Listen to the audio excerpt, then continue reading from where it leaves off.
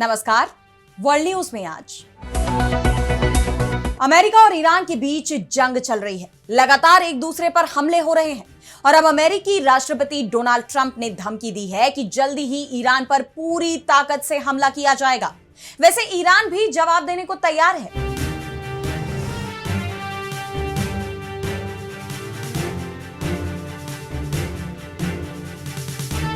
Trump भले ही media के सामने ईरान को धमकी दे रहे हों, लेकिन उनकी कोशिश किसी भी तरह से जंग से निकलने की दिख रही है।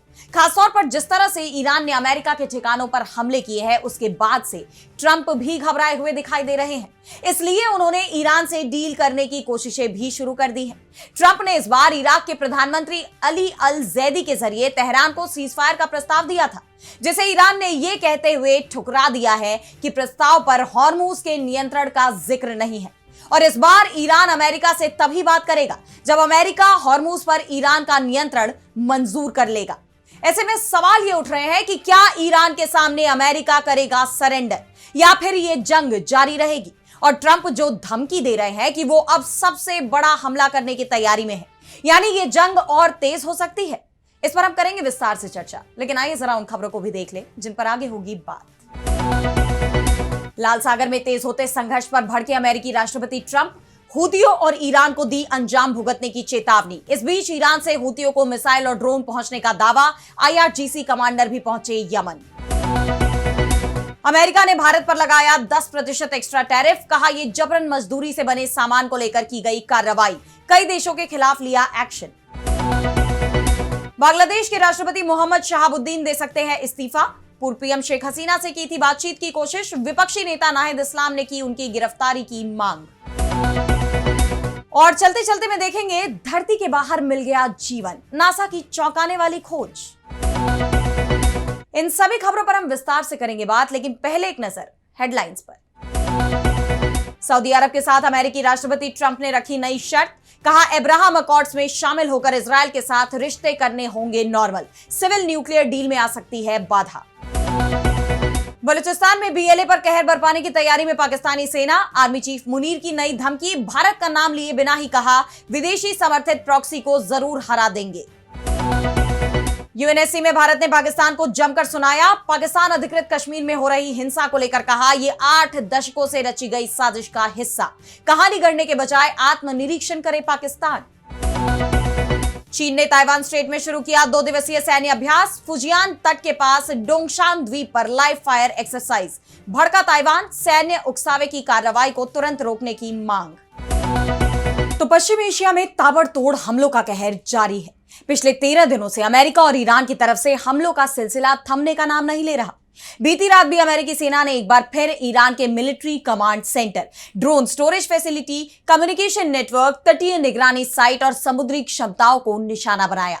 इन हमलों की जानकारी देते हुए ईरानी मीडिया आउटलेट्स ने बताया कि अहवाज के पास अमेरिकी मिसाइल हमले में 4 लोग मारे गए और 5 घायल हो गए, जबकि खोरमाबाद और बंदरगाह शहर बंदर अब्बास पर अलग अलग हमलों में हर जगह 2 लोग घायल हुए हैं।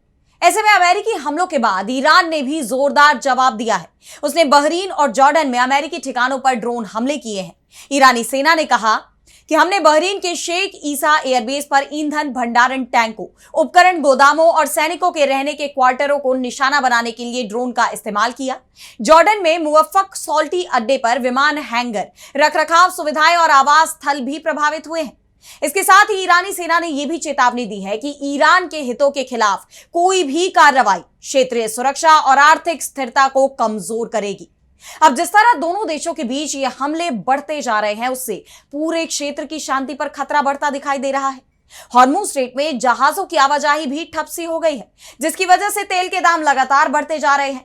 लेकिन दोनों ही देश अब भी समझौते की तरफ बढ़ते नजर नहीं आ रहे, बल्कि अमेरिकी राष्ट्रपति डोनाल्ड ट्रंप तो ईरान के खिलाफ अब तक के सबसे बड़े हमले की तैयारी में जुट गए हैं। उन्होंने खुद इसकी जानकारी देते हुए कहा कि मैं ईरान पर ऑपरेशन एपिक फ्यूरी से भी बड़ा जबरदस्त हमला करने पर विचार कर रहा हूं। तैयारी पूरी है, अब सिर्फ फैसला लेना बाकी है। ईरान बातचीत करना चाहता है, लेकिन उसने अभी तक पर्याप्त दर्द नहीं झेला है। अगर कहा जाए तो इजरायल 2 मिनट के अंदर इसमें शामिल हो जाएगा, लेकिन नया ऑपरेशन शुरू करने के लिए अमेरिका को किसी साथी की जरूरत नहीं है। डोनाल्ड ट्रंप के इस बयान से पश्चिम एशिया में जारी इस जंग के खतरनाक रूप से भड़कने की आशंका बढ़ गई है। इसके साथ ही अमेरिका ने ब्रिटेन के RAF एयरफोर्स बेस पर B-1 बॉम्बर भी तैनात कर दिया है। और डोनाल्ड ट्रंप यही नहीं रुके, उन्होंने ईरान के फ्रीज्ड असेट्स को लेकर भी अपना रुख साफ किया है। ट्रंप ने कहा कि अब से जहाजों, कार्गो या उनसे जुड़ी किसी भी चीज को होने वाले किसी भी नुकसान की भरपाई उस ईरानी पैसे से की जाएगी जो संयुक्त राज्य अमेरिका के कब्जे और नियंत्रण में है। हो सकता है कि यह नुकसान बहुत बड़ा हो, फिर भी यही करना उचित और न्याय संगत है। उन्होंने कहा कि इस बयान को तब तक के लिए आधिकारिक माना जाए जब तक कि आगे कोई सूचना नहीं दी जाती। लेकिन उनका यह बयान ईरान को और ज्यादा नाराज करने वाला माना जा रहा है और यह दिखाई भी दिया ईरान के जवाब में। ईरान के विदेश मंत्री अब्बास अरागची ने पहले ही चेतावनी दी है कि अगर तेहरान पर कोई और हमला हुआ तो उसका जवाब आंख के बदले आंख की नीति के तहत दिया जाएगा।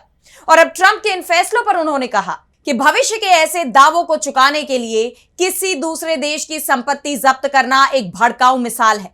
जो लोग ऐसे फंड का जश्न मनाते हैं या उनसे फायदा उठाते हैं, उन्हें यह याद रखना चाहिए कि एक बार जब सरकारें संपत्ति जब्त करने को सामान्य मान लेंगी तो किसी की भी संपत्ति सुरक्षित नहीं रहेगी। इसके बाद जो अफरा तफरी मचेगी वो ना तो अच्छी होगी और ना ही शांतिपूर्ण। इस बीच ईरान के केश्म द्वीप के पास एक विमान के भी क्रैश होने की रिपोर्ट सामने आई है। हालांकि फिलहाल यह साफ नहीं है कि दुर्घटनाग्रस्त विमान सैन्य था या नागरिक और किस देश का था, लेकिन पश्चिम एशिया में जिस तरह के हालात बने हुए हैं उससे ये जंग और आक्रामक होती दिखाई दे रही है, जो पूरी दुनिया की चिंता बढ़ा रही है। और अब बढ़ते हैं अगली खबर की तरफ, जहां हम बात करेंगे हॉर्मुज के बाद लाल सागर में खुले नए सैन्य मोर्चे की। तो पहले से ही ईरान और अमेरिका की जंग के चलते हॉर्मुज स्ट्रेट से जहाजों की आवाजाही पर ब्रेक सा लग गया है, जिससे वैश्विक व्यापार को काफी नुकसान भी उठाना पड़ रहा है। और अब वैश्विक व्यापार के लिए एक और बेहद अहम जलमार्ग लाल सागर में भी संघर्ष छिड़ गया है। यमन के हूती विद्रोहियों ने सऊदी अरब के खिलाफ मोर्चा खोला हुआ है।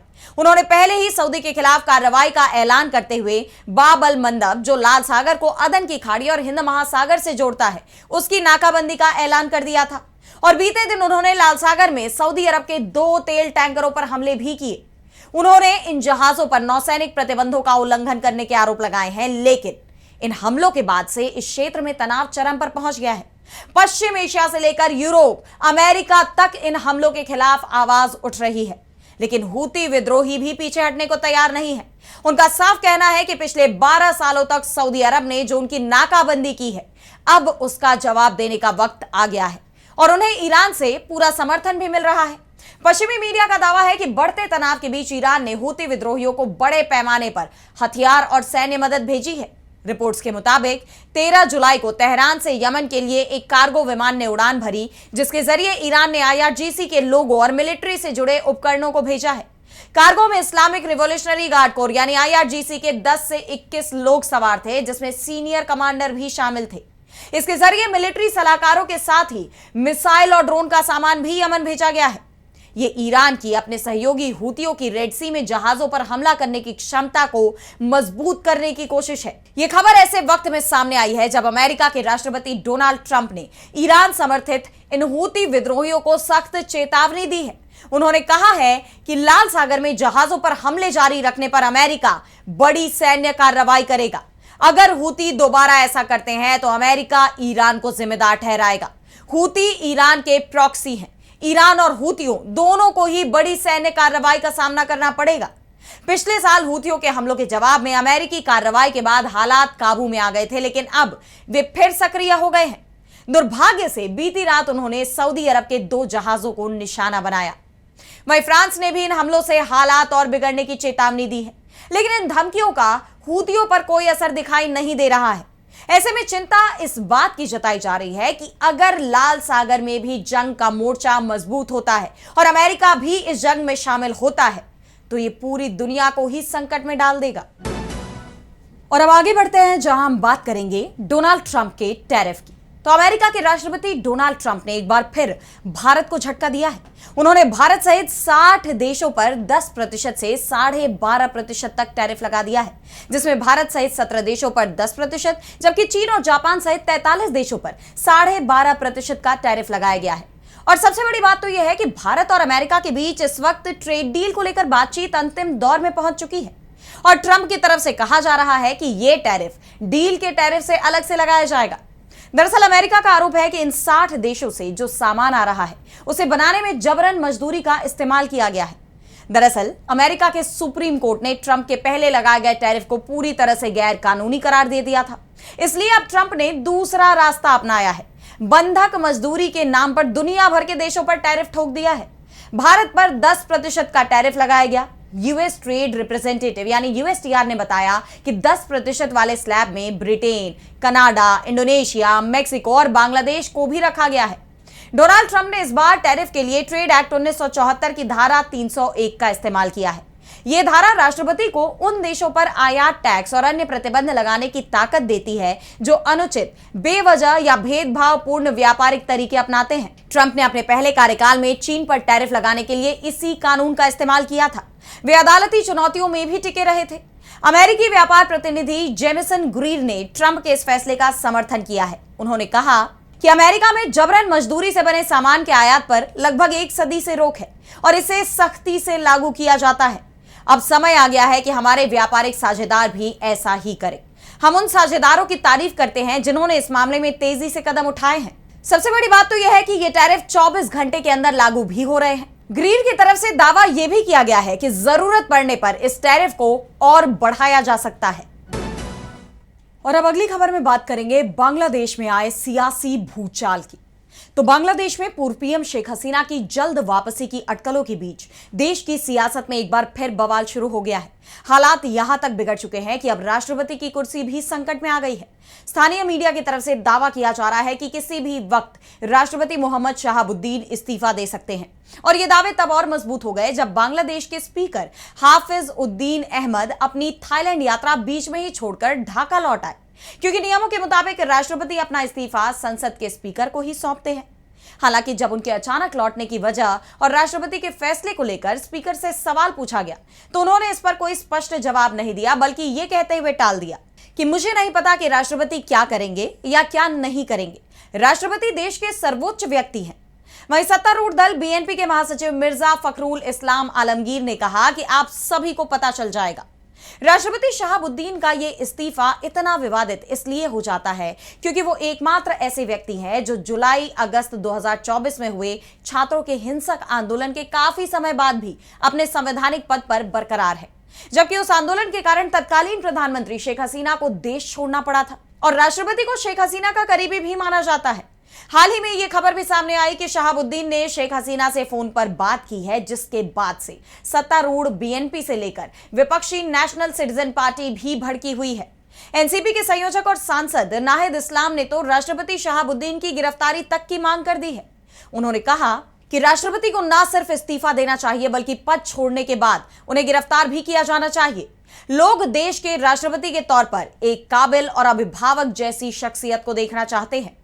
दरअसल शेख हसीना ने कहा है कि वो इस साल दिसंबर तक बांग्लादेश वापस लौटेंगे, भले उन्हें लौटने पर फांसी ही क्यों न दे दी जाए, लेकिन अब उन्होंने देश वापसी की ठान ली है। और आप जानते हैं कि हसीना को बांग्लादेश की कोर्ट ने मौत की सजा सुनाई है।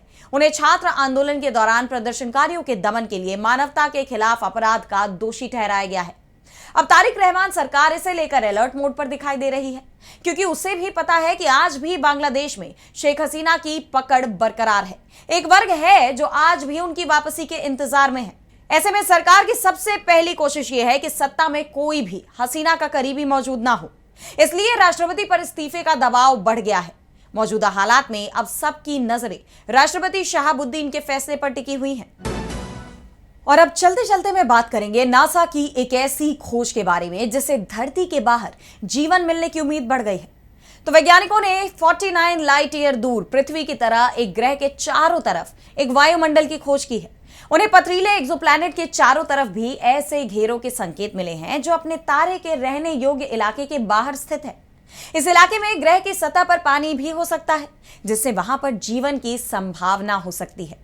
इस रिसर्च के प्रमुख लेखक डॉक्टर कॉलिन चेरुबिम ने बताया कि हमारे सौरमंडल के बाहर रहने योग्य इलाके में स्थित एक पथरीले ग्रह पर हकीकत में निरीक्षण से पुष्टि हुई कि पहला वायुमंडल है।